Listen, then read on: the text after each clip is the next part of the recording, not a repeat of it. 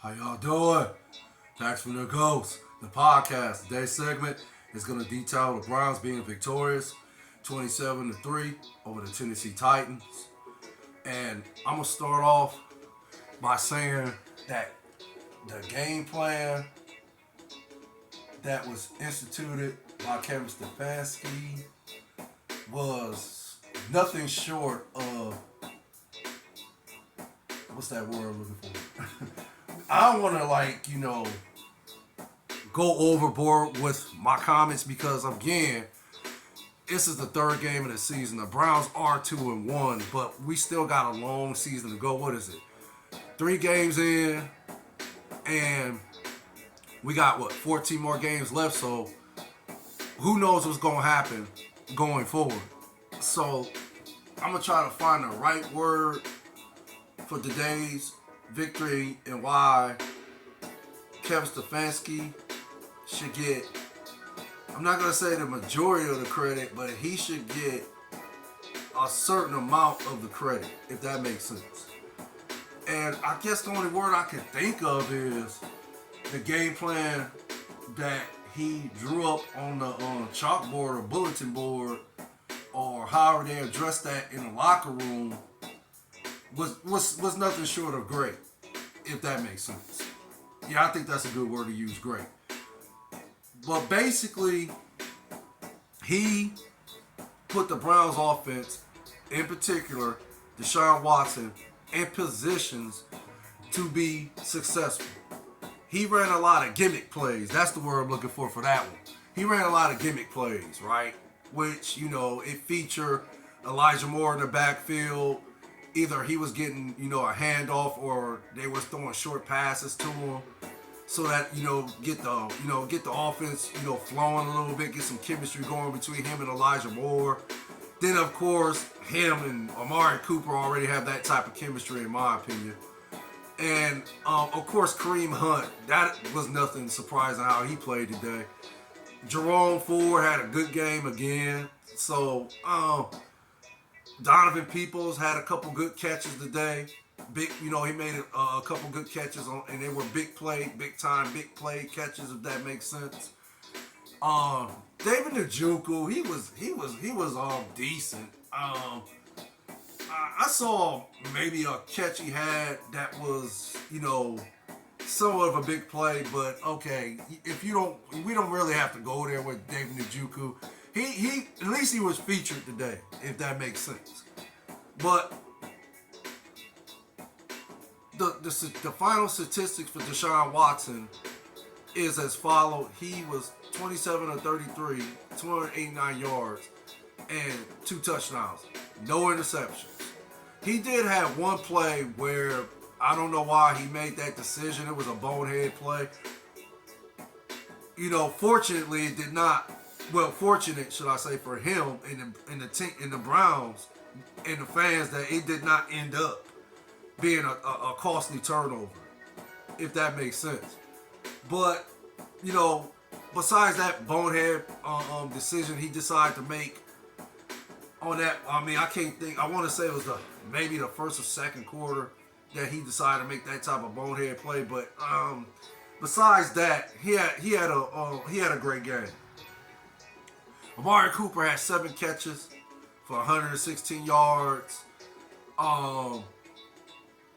He also, one in particular, or should I say Deshaun Watson, he had, I don't want to say he looked like Deshaun Watson.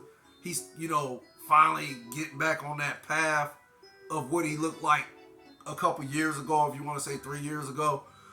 But it seemed like he was showing you glimpse of that Deshaun Watson 2 or 3 years ago when he was playing with the Texans.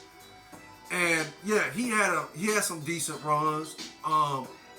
Especially the one particular play where they hiked the ball and he just took off running and he almost scored off of it. But I think he got it on either the 4-yard line or 2-yard line. It was first and goal for the Browns. And then of course Jerome Ford ran the ball in afterwards, or I want to say a few plays after that. He ran the ball in for a touchdown. So, yeah, nice bounce back game for Deshaun Watson and the offense. They look very efficient out there. They look like, everybody was on the same page. Everybody was acclimated with each other, if that makes sense. The defense, nothing short but great. Phenomenal. Elite at the highest level. 3 games into the season. The defense is proving that, yeah, they are elite and they are a force to be reckoned with. Jim Schwartz deserves a lot of credit for this because he has the Browns playing with a defensive mindset somewhat similar the way the Philadelphia Eagles played that year when they won the Super Bowl, and I believe that was in 2018. I'm not saying the Browns are quite on that level as far as in the Eagles winning the Super Bowl that year in 2018 because, of course, they won the Super Bowl. So you can't say the Browns is on that level. But there's some similar features when you watch the Browns, especially their front four. They are consistently pressuring the quarterback, and they're consistently putting pressure on the opposition's offensive line, if that makes sense. The team's, their opposition, the team's offensive line, if that makes sense. They're constantly putting pressure, constantly coming with pressure.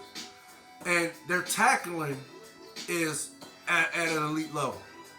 Like, you might get maybe, in these 3 games, you might get maybe 1 or 2 plays to where, okay, the Browns are coming, if that makes sense. Or should I say, yeah, the other team's going to get some momentum, if that makes sense. But all in all, the defense is just elite right now. 3 games in, they're playing at an elite level. And Jim Schwartz deserves credit for that. And then, not to mention, Myles Garrett, of course, he had, 3.5 sacks today. He had, tackles for loss. He had 3 of those. And I want to say he had 5 tackles in all. Well, not in all, but he had 5 more tackles after that, I believe. That's his stat sheet from what I can remember. He had 3.5 sacks. He had tackles for loss. He had 3 of those. And he had 5 hits on the quarterback. That's what he had. He had 5 hits on the quarterback today. So Myles Garrett seems like he's on path to becoming, winning the Defensive Player of the Year award this year, if that makes sense.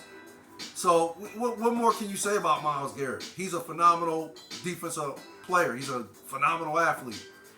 His instincts on the field is almost impeccable. He just has a knack for blowing by the opposing team's tackle, blocker, if that's what you want to call it. And he has a knack for blowing by him and just consistently putting pressure on the quarterback to where the quarterback doesn't have time to, basically plant their feet, do a 3-step drop, or just don't have the time to try to find open receivers, if that makes sense. So, yeah, for the most part, yeah, I ain't going to say congratulations. I'm silly. Let's just say, great game for the Browns today. The coaching staff, period. Special teams, defensive coordinator, head coach, Kevin Stefanski, Jim Schwartz, Buddy Patron. All these guys was on the same page today. Again, defense, elite, 3 games in. What more can you say about them? They've been playing at this level for 3 games. The offense seemed like they're getting on track, but we'll see because they got to play the Ravens, I believe, next Sunday. I don't know if they got a bye. I don't know when they got to play the Ravens. I don't know if the Browns have a bye next Sunday. But they have to play the Ravens. That's the next team up is the Ravens. And, of course, the Ravens lost today against the Colts. And I believe they lost 22-19. So now both teams is at 2-1. But the Ravens is still in first place. So, of course, here we go with another AFC battle. AFC divisional game. And I would like to think both teams going to bring their A game, if that makes sense. So, we'll see what happens. That's all I have to report. Y'all take care. Stay blessed out there. You and your families. Facts from the Ghost of Podcast. The likes I appreciate. The views I appreciate more. One love. Later.